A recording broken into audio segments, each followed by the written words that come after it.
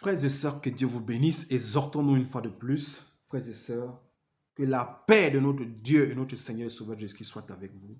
Seigneur Jésus-Christ, nous te confions ce moment. Enseigne-nous, exhorte-nous, que ta parole qui sortira, elle rentre en nous et qu'elle fasse des fruits au nom de Jésus-Christ. Nous allons parler aujourd'hui de la paix. Que la paix soit avec vous. La paix est une chose très importante. Un corps qui n'a pas de paix ne peut même pas se reposer. Dans un corps où il n'y a pas la paix, rien de positif ne peut sortir. Dans un corps où il n'y a pas la paix, il n'y a pas de vie. C'est la mort. C'est pour ça qu'il est très important qu'un être humain qui a Dieu ait la paix. Sans la paix, tu ne peux même pas entendre l'ainsi dit l'Éternel. Quand tu n'as pas de paix, tu ne peux pas écouter le message de Dieu. Tu ne peux pas avoir la vision. Tu ne peux pas connaître là où Dieu veut t'amener. Parce que ton intérieur est troublé. Il est très important. Allons dans le livre de Jean 14, Nouveau Testament, frères et sœurs. Jean 14, verset 27. Jean 14, verset 27. Je vous laisse la paix, je vous donne ma paix, je ne vous la donne pas comme le monde donne. Que votre cœur ne se trouble pas et ne se laisse pas effrayer. Frères et sœurs, un corps qui est en paix est en confiance. Un corps qui est en paix est en sécurité.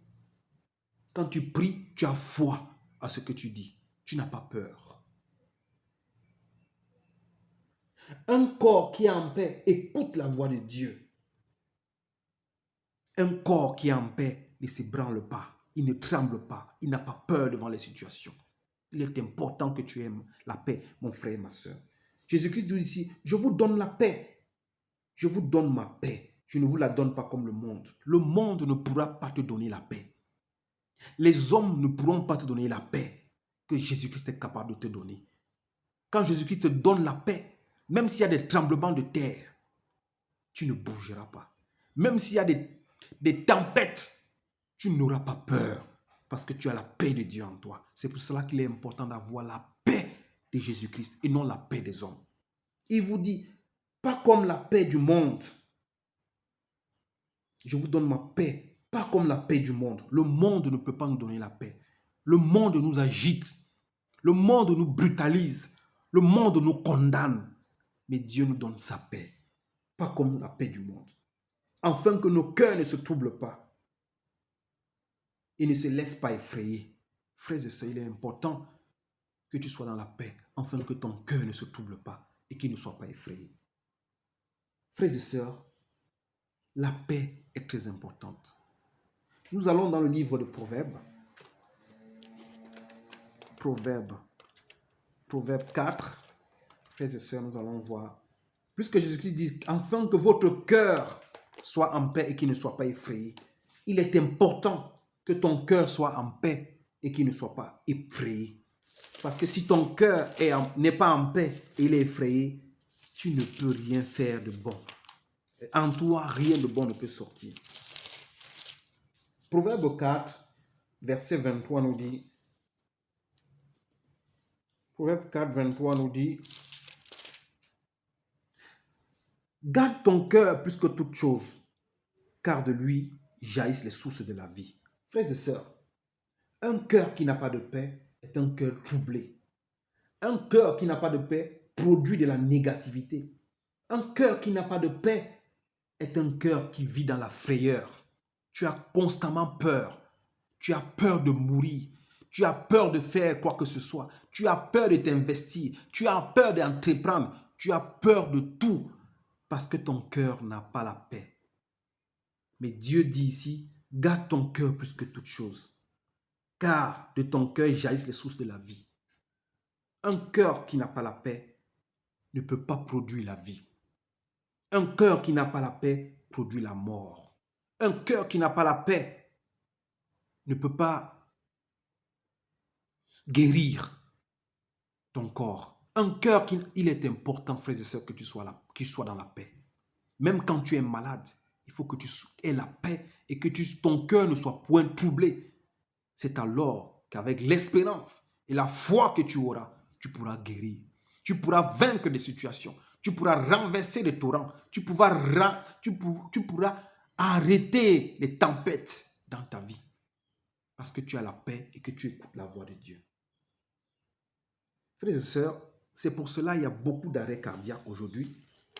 Parce que nous avions le cœur troublé. Les gens n'ont pas la paix. Vous voyez, on dit souvent les arrêts cardiaques, ça peut arriver que la malnutrition, ça peut être causé par la malnutrition, mais un corps qui est mal nourri, c'est quelqu'un qui n'a pas la paix en lui. Parce que tu cherches à combler les trous ou les besoins dans ton corps avec la nourriture. Mais un corps qui est équilibré ne mange pas n'importe comment ou ne mange pas n'importe quoi parce que tu connais la valeur de ton corps. La Bible déclare que ton corps est le temple du Saint-Esprit.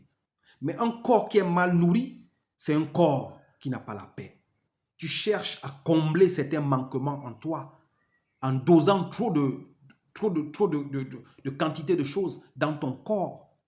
La Bible déclare que tu ne vivras pas seulement de pain, mais de la parole de Dieu.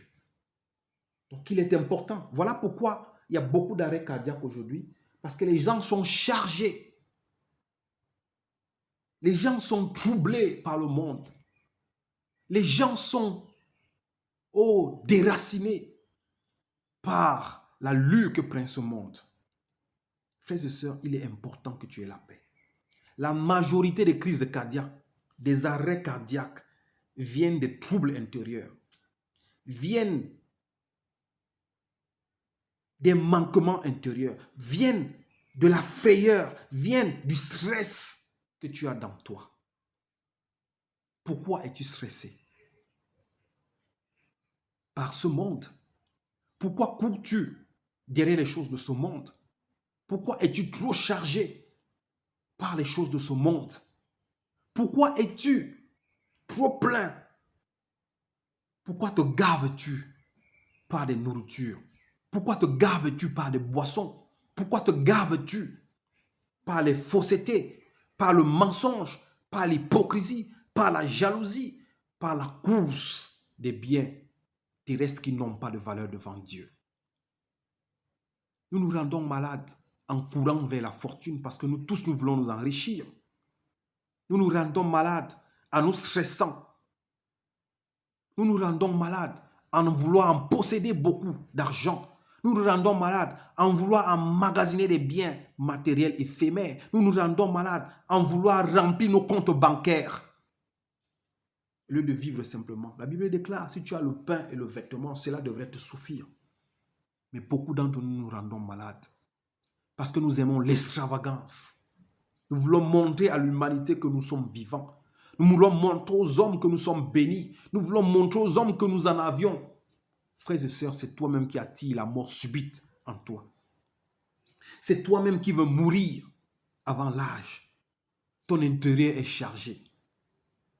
En français, il y a un mot qu'on utilise souvent, le lâcher prise. Quelqu'un qui craint Dieu doit savoir lâcher prise. Frères et sœurs, il y a beaucoup de choses que nous devons délaisser dans nos vies. Cherchons le minimum vital et nous ayons la paix. Beaucoup d'entre nous ont du mal à dormir aujourd'hui parce qu'ils sont chargés par des soucis. Ils sont chargés par des problèmes. Ils sont chargés par des difficultés. Ils sont chargés par l'amour de s'enrichir. Voilà d'où vient la mort de beaucoup de gens aujourd'hui. Tout le monde veut s'en procurer des belles voitures. Tout le monde veut avoir des belles maisons. Tout le monde veut avoir... Oh, mes frères et sœurs, le stress. Pourquoi te stresses-tu? L'homme doit vivre simplement. Contente-toi de ce que tu as. Contente-toi de ce que tu es. Ne vis pas pour plaire aux autres, mais vis pour plaire à Dieu. Voilà pourquoi beaucoup de gens, les cœurs s'arrêtent. Ton cœur, il est trop petit pour supporter tes soucis, pour supporter le poids de tes envies, pour supporter la liste de tes projets. Ton cœur est petit. C'est pour ça, au bout d'un moment, il va s'arrêter. Donc, mon frère, sache qu'il est important que tu aies la paix. Il est important que tu gardes ton cœur plus que toute chose, car de lui vient la vie. Ne sature pas ton cœur par des projets qui n'ont pas de sens. Ne sature pas ton intérieur par le commérage, la calomnie, la médisance, la colère, la haine, ne sature pas ton homme intérieur, car tu vas le détruire. Dieu ne t'a pas appelé à la destruction. Dieu t'appelle à vivre une vie sainte. Dieu t'appelle à vivre longtemps. Dieu t'appelle à profiter de la vie, comme on dit, mais dans le bon sens. Lâche prise. Il est temps que tu commences à lâcher prise. Lâche certains projets qui n'ont pas de valeur dans ta vie. Laisse tomber certains problèmes qui n'ont pas de sens dans ta vie. Arrête de médire, de calomnier, d'insulter les gens. Arrête, enlève la haine en toi. Décharge-toi de la méchanceté. Libère ton cœur. Lâche prise. C'est alors que tu vivras. Ton petit cœur a besoin de pomper. Ton petit cœur a besoin de repos. Combien de fois dans la nuit tu ne dors pas à cause des troubles de tes problèmes, de ta situation, de tes projets, de tes manquements, de tout ce que tu vas en avoir. Mon frère, tu n'as qu'un seul petit cœur. On ne peut pas le remplacer. Dieu te dit, garde ton cœur. Dieu te donne, Jésus-Christ te donne sa paix, pas comme le monde. La paix de Jésus-Christ, c'est que tu vives le contentement. Accepte ce que tu as. Vis avec ce que tu as. Contente-toi. Sache utiliser ce que tu as. C'est alors que tu vivras heureux et longtemps. Frères et sœurs, finissons ce message dans le livre de Matthieu 11. Que Dieu vous bénisse pour votre temps que vous prenez et pour la sagesse qu'il va vous donner. Frères et sœurs, tu n'as pas besoin d'avoir un compte trop plein pour être heureux sur terre. Le minimum que tu as, si tu te contentes de ça, tu l'utilises bien, tu vivras heureux. Ne te charge plus. Ne t'alourdis plus le cœur.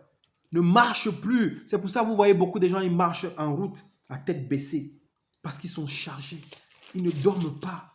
Ils sont prêts à exploser à tout moment. Parce qu'ils sont pleins et chargés. Oh, que Dieu accorde sa miséricorde et qu'il prenne le poids de vos cœurs, qu'il le décharge au nom de Jésus-Christ. Matthieu 11, 28, pour finir ce message, nous dit, frères et sœurs, Matthieu 11, 28, « Venez à moi, vous tous qui êtes fatigués et chargés, et courbés sous un fardeau, je vous donnerai du repos. » Jésus-Christ t'appelle, mon frère, ma sœur. Viens, va devant Jésus-Christ. Va déposer le fardeau qui alourdit tes épaules. Va déposer le fardeau qui alourdit ton cœur. Dis à Jésus-Christ que j'avais mis la barre très haute, mais j'ai décidé aujourd'hui de ramener la barre à mon niveau. N'accroche pas ton sac là où tu ne peux pas enlever. N'amène pas ta main là où tu ne pourras pas toucher. Frères et sœurs, vis selon ce que tu as. Accepte ta position.